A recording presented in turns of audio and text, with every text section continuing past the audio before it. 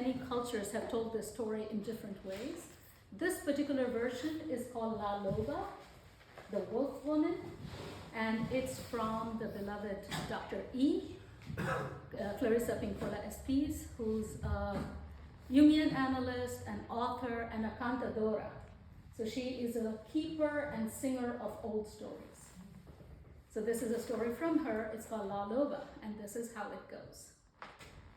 There is a woman who lives in a hidden place that everyone knows, but few have ever seen. As in the fairy tales of Eastern Europe, she seems to wait for lost or wandering people and seekers to come to her place. She's circumspect, often hairy, always fat, and especially wishes to evade most company. She's both a crower and a cackler, generally having more animal sounds than human ones. They say she lives among the rotten granite slopes in Tarahumara Indian Territory. They say she's buried outside Phoenix near a well. It is said that she has been seen traveling south to Monte Alban in a burnt-out car with the back window shut out. It is said that she stands by the highway near El Paso or rides shotgun with truckers to Morelia, Mexico, or that she has been sighted walking to market above Oaxaca with strangely formed boughs of firewood on her back. She's called by many names: La Huesera, the bone woman; La Trapera, the gatherer; and La Loba, the wolf woman. The sole work of La Loba is the collecting of bones. She's known to collect bones and preserve them, especially the ones that are in danger of being lost to the world. Her cave is filled with bones of all manner of desert creatures: the deer, the rattlesnake, the crow, but her specialty is said to be the wolves. She creeps and crawls and sifts through the montañas, the mountains, and arroyos, dry riverbeds, looking for wolf bones. And when she has assembled an entire skeleton, when the last bone is in place, and the beautiful white sculpture of the creature is laid out before her, she sits by the fire and thinks about what song she will sing. And when she is sure, she stands over the criatura, raises her arms over it, and sings out, "Hey-ya-de, hey-ya-de, hey-ya-de, hey-ya." This is when the rib bones and leg bones of the wolf begin to flesh out, and the creature becomes furred. The La Loba sings some more, "Hey-ya-de, hey-ya-de, hey-ya-de, hey-ya," and more of the creature comes into being. The tail curls upward, shaggy and strong. La Loba sings more, "Hey-ya-de, hey-ya-de, hey-ya-de, hey-ya, hey-ya-de, hey-ya-de, hey-ya-de, hey-ya," and the wolf creature begins to breathe. And still La Loba sings so deeply that the floor of the desert shakes. Hey-ya-de, hey-ya-de, hey-ya-de, hey-ya, hey-ya-de, hey-ya-de, hey-ya-de, hey-ya. And as she sings, the wolf opens its eyes, leaps up, and runs away down the canyon. Somewhere in its running, whether by the speed of its running, or by splashing its way into the river, or by the way a ray of sunlight or moonlight hitting it right in the side, the wolf suddenly transforms into a laughing woman who runs free toward the horizon. So it is said that if you wander the desert and it is near sundown, and you're perhaps a little bit lost, and certainly tired, that you're lucky. for La Loba may take a liking to you and show you something.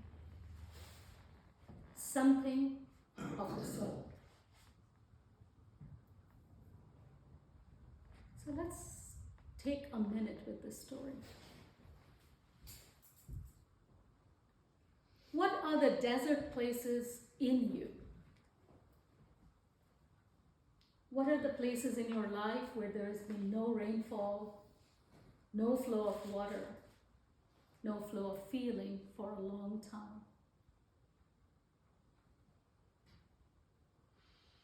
What are these places? And what are the bleached bones that litter this desert, this inner desert?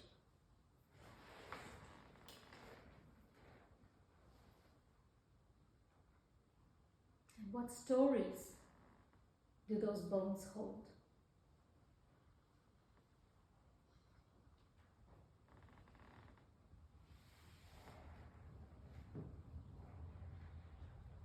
I want to take a moment to remind us that the opposite of remembering is not forgetting, it's dismembering. We dismember and we remember. It is the process of taking apart, of disconnecting from, suppressing or repressing what feels too much to handle in a moment. And we also want to acknowledge that this is in service of life.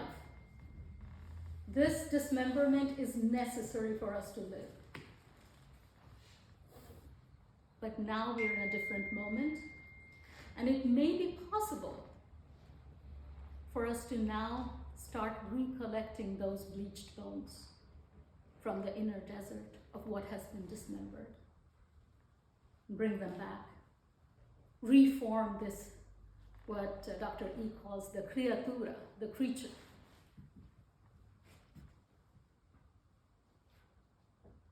And not only in our personal lives, but in the world as well. I know all our psyches are affected by what's happening in the Middle East right now. And if you think about it, it's really a story of dismemberment, right? The Israeli people, the diaspora, not having a home, and the Palestinian people, dismemberment of their homeland. So we're really living this story of dismemberment and what we want. And it is not a logical solution that is going to bring a closure. It might be remembering the story, creating this woman who came alive from the wolf bones. And how might we even begin to imagine that story?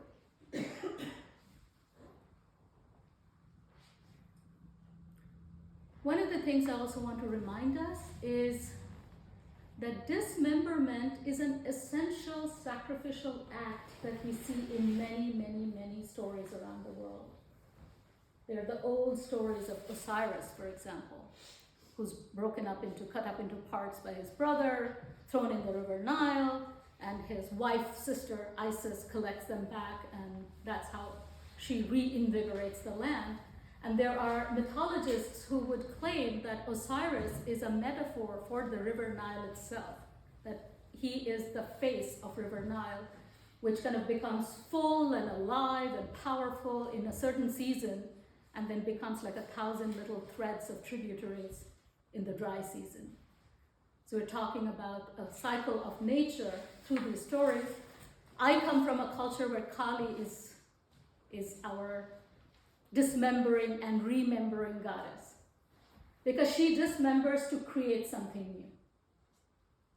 And we can maybe briefly speak about the story of the handless maiden, a much more newer story, but it's a story of this princess who's born without hands.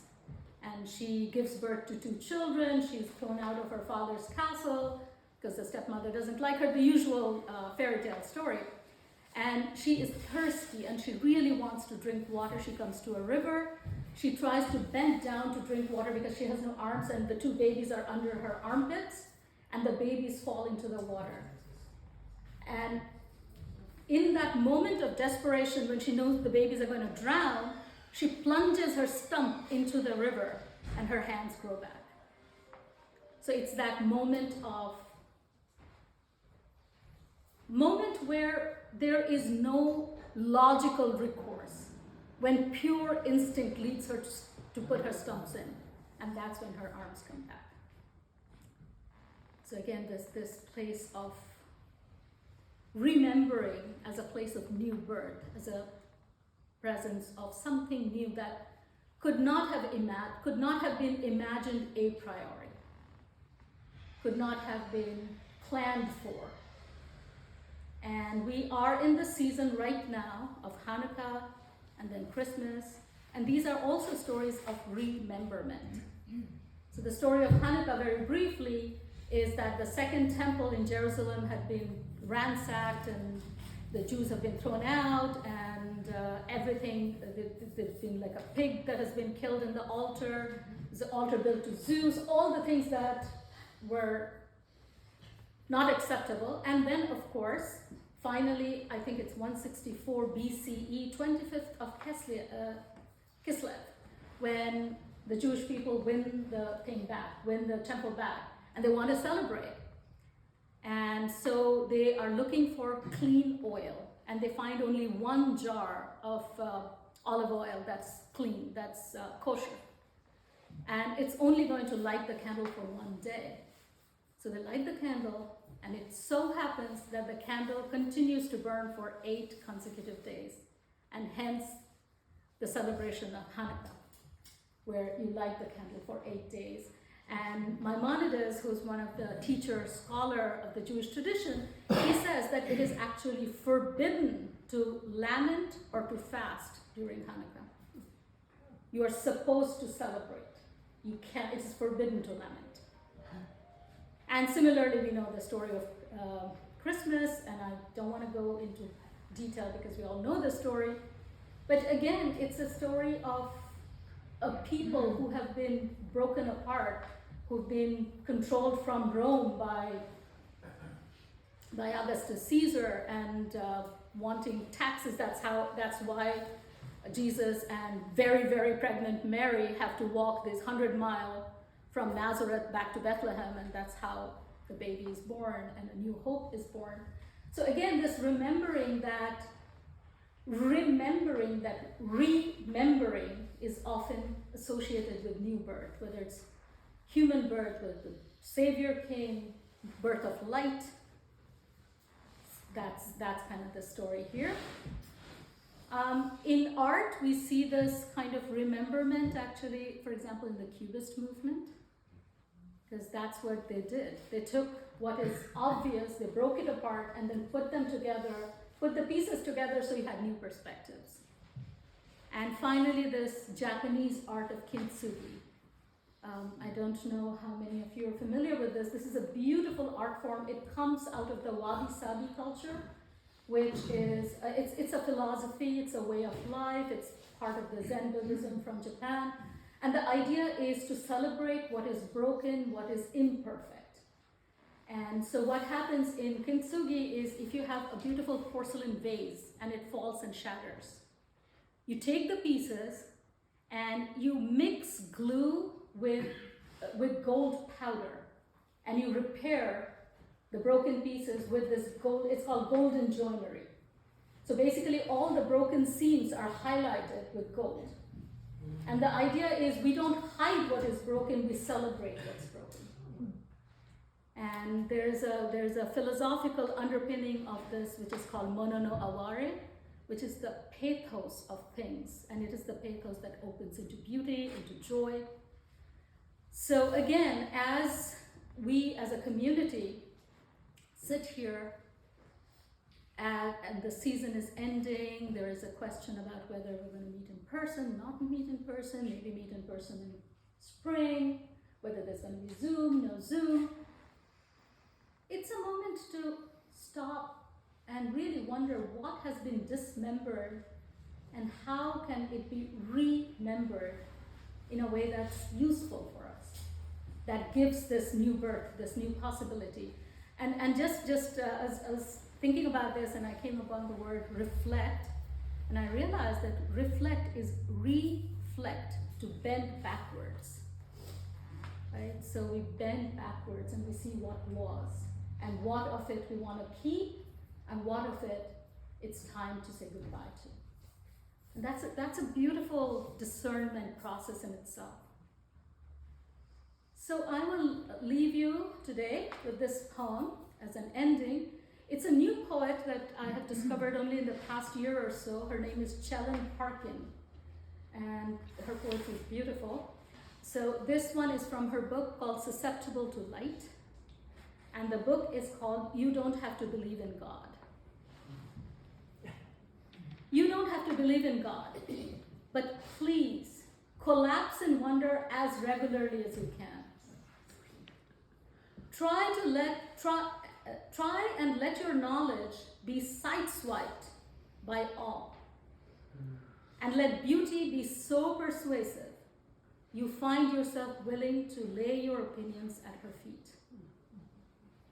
Darling, you don't have to believe in God, but please pray, for your own sake, great prayers of thanks for the mountains, the great rivers, the roundedness of the moon, just because they're here at all, and that you get to know them. And let prayer bubble up in you as a natural thing, like song in a bird. You don't have to have a spiritual path, but do run the most sensitive part of your soul over the soft curves of this earth with as much tenderness as you can find in yourself. And let her edgeless ways inspire you to discover more. Just find a way that makes you want to yield yourself, that you may be more open to letting beauty fully into your arms. And feel some sacred flame inside of you that yearns towards learning how to build a bigger fire of love in your heart. You don't have to believe in God, but get quiet enough to remember. We really don't know a damn thing about any of it.